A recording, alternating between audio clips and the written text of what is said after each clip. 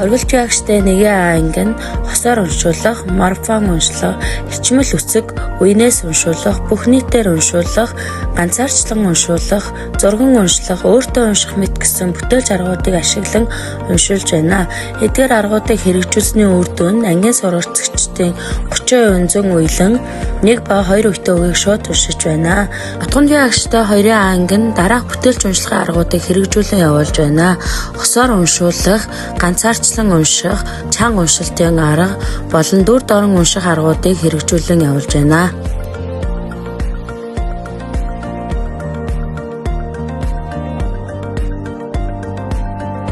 Амар зай агштай 3 анги нь номтой нөхөрлийн сэдвийн хүрээнд үнсэн үлгэрийнхаа тухай номын тэмдэглэл, асуудаг ном, Word програм ашиглан асуултын даваа ярилцах, бүтээлч уншлагын аргуудыг хэрэгжүүлэн ажиллаж байна.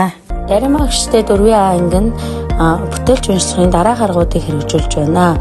Ангидаа номын бүх аялуулснаар сурагчдын ном унших сонирхлыг өдөөж, ном зохиолчийг бүтээлчээр сэтгэн бодох чадвар болон үгийн сан нэмэгдүүлэх, эцсийнхээ оролцоог нэмэгдүүлэхэд ач холбогдолтой байна. Мөн ангийн сурагчдыг бүтэн өгүүлбэрийн утгад хэсгээр нь ойлгон уншуулан бичүүлэх, багаар хамтран ажиллуулах сургах зорилгоор гүгч уншигчийн аргыг хэрэгжилж байна.